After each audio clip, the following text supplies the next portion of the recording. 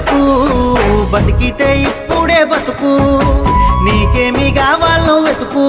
నీకు నచ్చినట్టు నువ్వు బతుకు నలుగురేమంటారని ఏమనుకుంటారని ఎన్నాళ్ళు వాళ్ళకై పరుగు నీకోసమే నువ్వు బతుకు